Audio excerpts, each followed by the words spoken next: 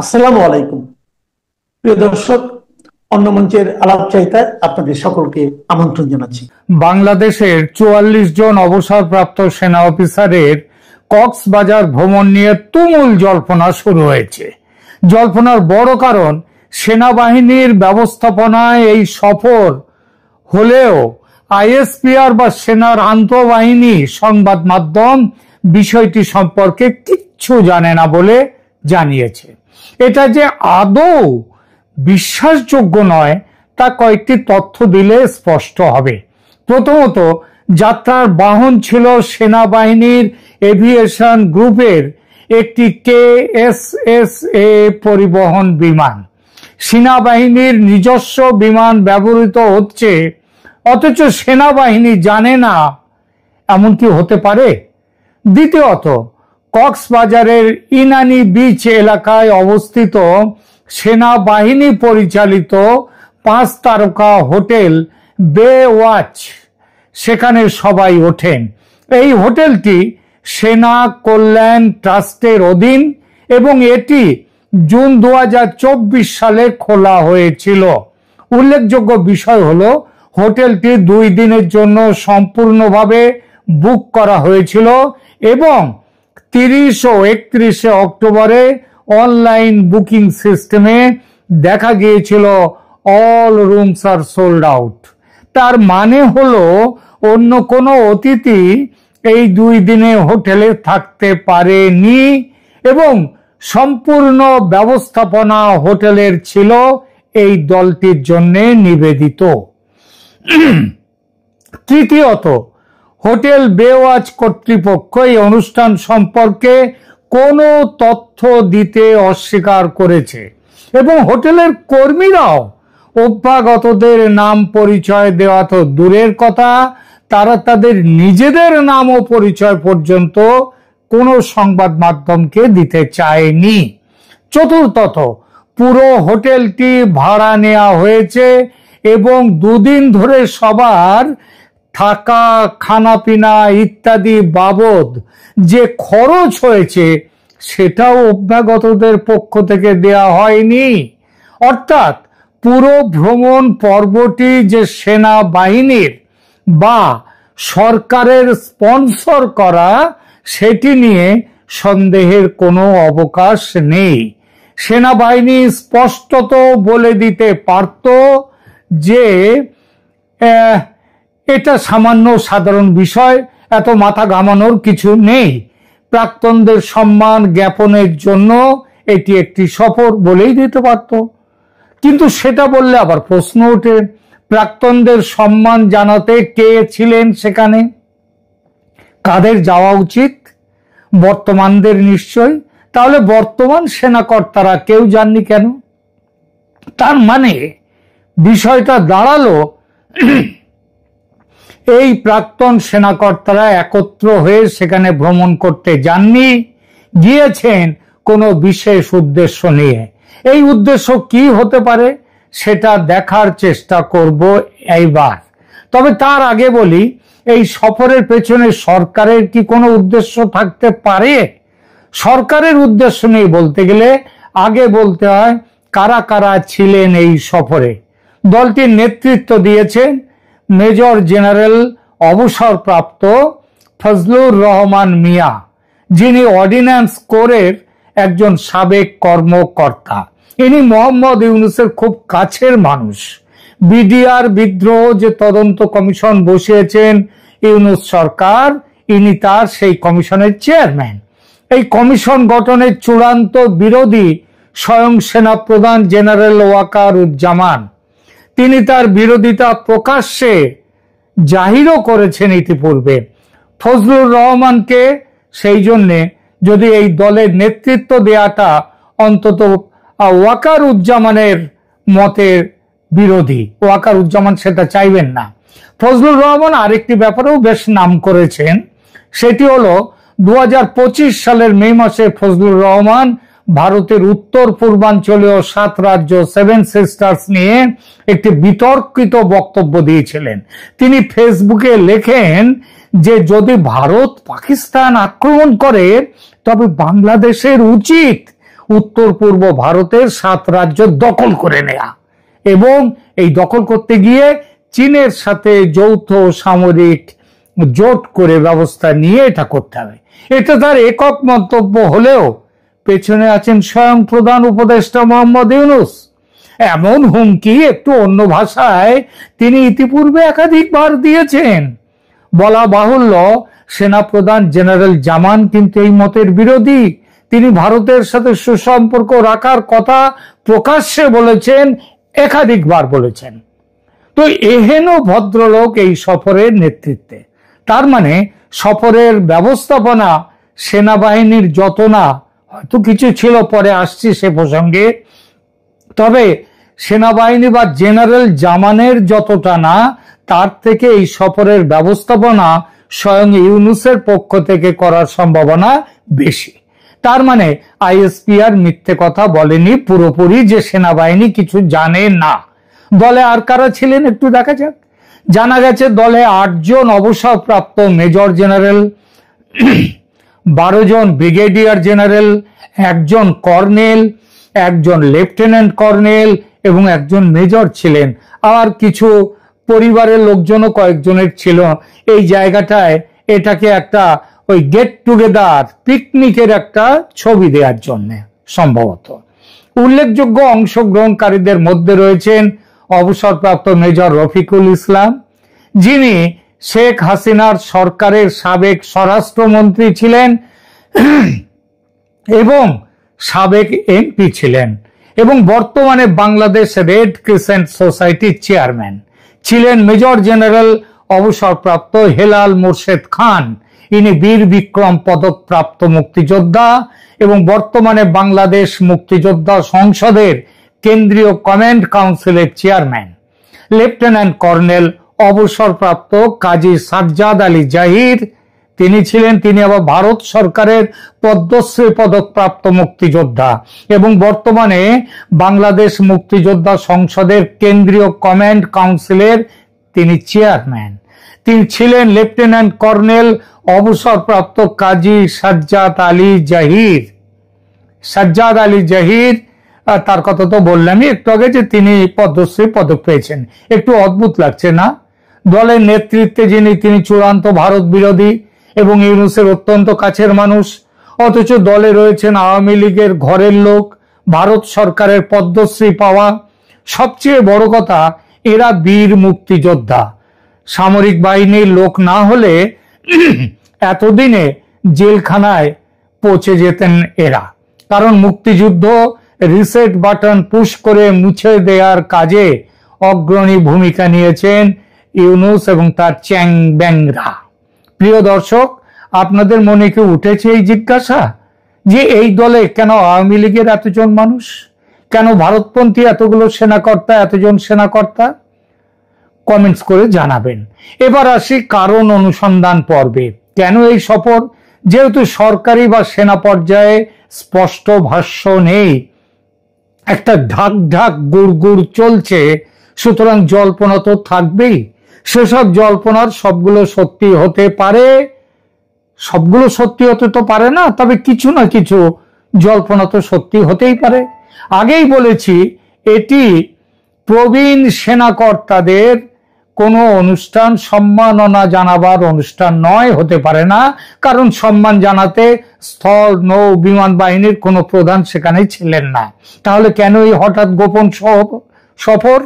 আমার কাছে বিভিন্ন সূত্র থেকে যে খবরগুলো এসেছে এবং যে খবরগুলোকে আমি নিজে বিশ্বাসযোগ্য বলে মনে করেছি, সেগুলো এক এক করে বলবো। প্রথম সম্ভাব্য কারণটার পেছনে রয়েছেন তুলসী গ্যাবার্ড। আমেরিকার এই খবরটির সূত্র ভারতের সেনাবাহিনীর পক্ষ থেকে, সেখান থেকে আমার সূত্র জানিয়েছেন। আমেরিকার জাতীয় গোয়েন্দা বিভাগের প্রধান তুলসী গ্যাবার্ড কয়েকদিন আগে ফোন করেছিলেন বাংলাদেশের সেনা প্রধান ওয়াকারুজ্জামানকে। বিষয় ছিল বাংলাদেশে আইএসআই এর উপস্থিতি ও সেটা নিয়ে আমেরিকার সতর্ক বার্তা। তুলসী গ্যাবার্ড স্পষ্ট করে বলেন যে তাদের কাছে খবর আছে বাংলাদেশে পাকিস্তান হাই কমিশনে পাকিস্তানের হাই কমিশন যেটা ঢাকায় আছে, সেখানে আইএসআই এর 1 ব্রিগেডিয়ার, 2 কর্নেল, 4 মেজর এবং পাকিস্তান বিমান ও নৌবাহিনীর সাপোর্ট স্টাফ সমেত আইএসআই এর অফিসিয়ালরা মোতায়েন হয়েছে।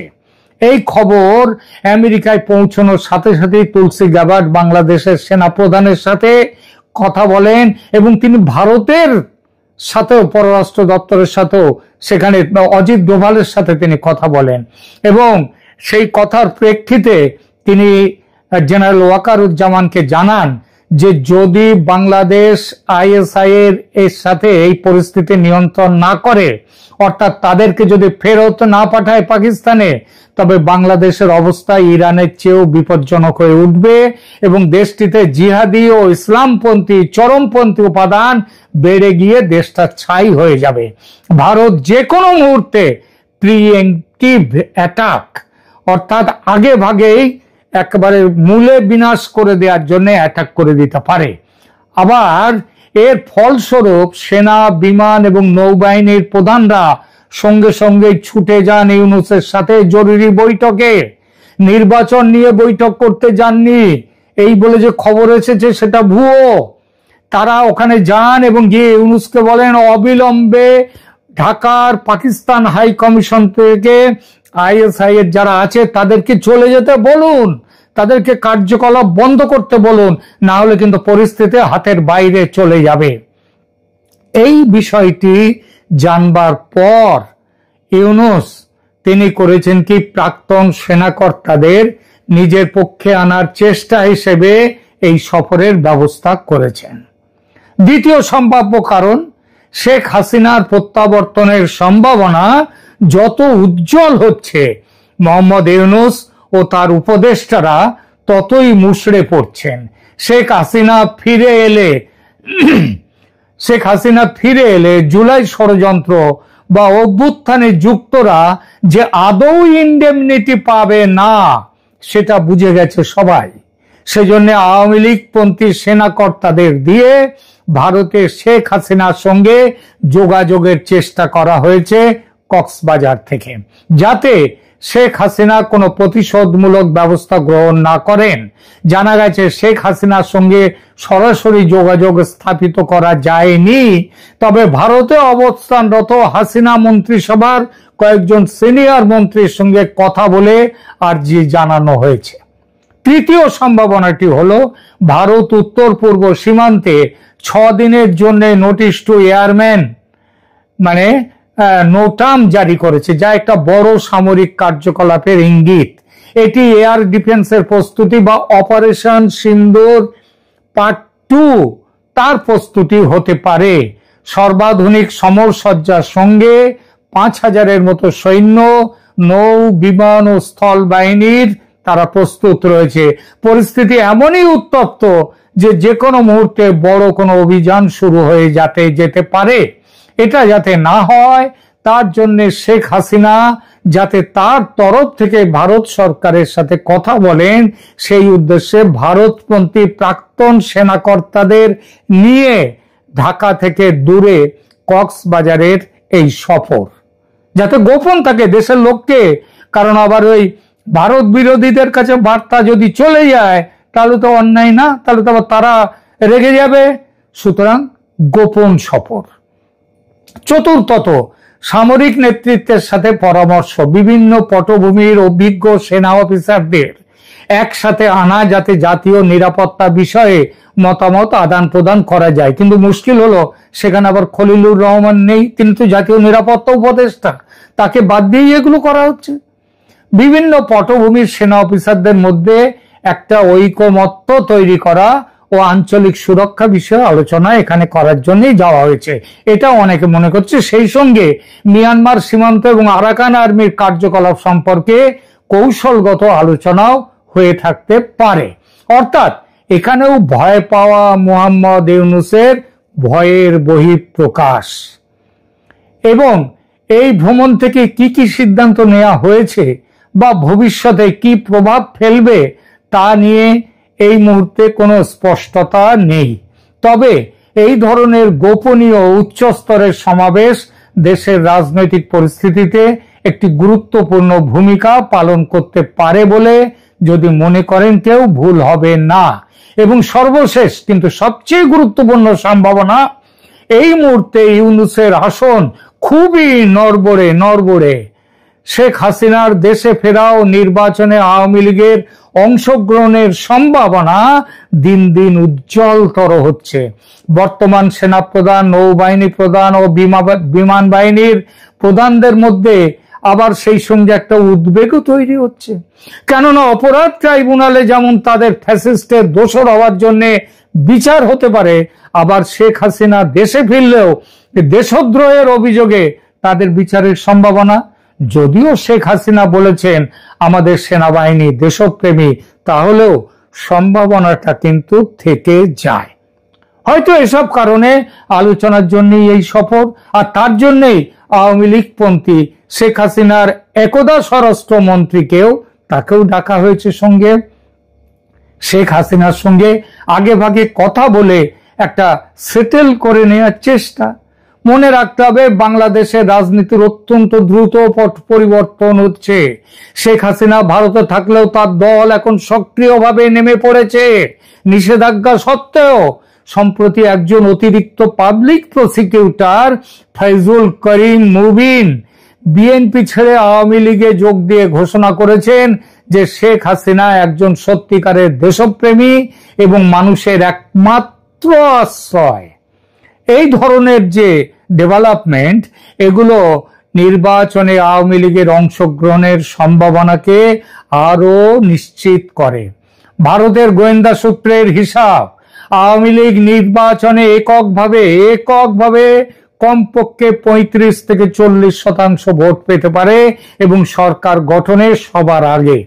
এবং যদি শেখ হাসিনা দেশে ফিরে আসেন বা আওয়ামী লীগ ক্ষমতায় আসে, তাহলে অনেক কিছুই, যাদেরকে আজকে ফ্যাসিস্টের দোসর বলে যাদের বিচার হচ্ছে, সেই দোসর যারা বলছে তাদের বিচার হবে। এই পটভূমিতে 44 জন অবসরপ্রাপ্ত সেনা কর্মকর্তার কক্সবাজার সমাবেশ অত্যন্ত গুরুত্বপূর্ণ হয়ে ওঠে নানান কৌশলগত কারণে। প্রথমত, রাজনৈতিক জোটের সমন্বয় হচ্ছে এর মধ্যে দিয়ে। হাসিনা এবং আওয়ামী লীগের সাথে সম্পর্কিত অবসরপ্রাপ্ত অফিসারদের সাথে একত্রিত হওয়া সেনাবাহিনীর একটি সম্ভাব্য ভবিষ্যৎ বোঝাপড়া প্রতিফলিত করছে। 2, আইনি প্রতিরক্ষার একটা রূপরেখাও এখানে তৈরি হতে পারে যদি শেখ হাসিনা ক্ষমতায় ফিরে আসেন, কিংবা যদি এই সরকার, বর্তমান সরকার, তারা যদি অপরাধ ট্রাইব্যুনালে তাদের বিচার করতে যায়, সেখানে একটা সবাই মিলে একটা সুসংগত ন্যারেটিভ তৈরি করা দরকার। এই সমাবেশ সেই ন্যারেটিভ তৈরির একটা বড় জায়গা। সিভিল মিলিটারি জোট শক্তিশালী করা, কৌশলগত দৃষ্টিভঙ্গি থেকে বিভিন্ন সামরিক পটভূমির অভিজ্ঞ অফিসারদের একসাথে আনা, তাদের সম্মিলিত রাজনৈতিক প্রভাব, সেটা একটা বড় প্রভাব ফেলতে পারে দেশে। এখনকার মতো এখানেই রাখছি, ধন্যবাদ।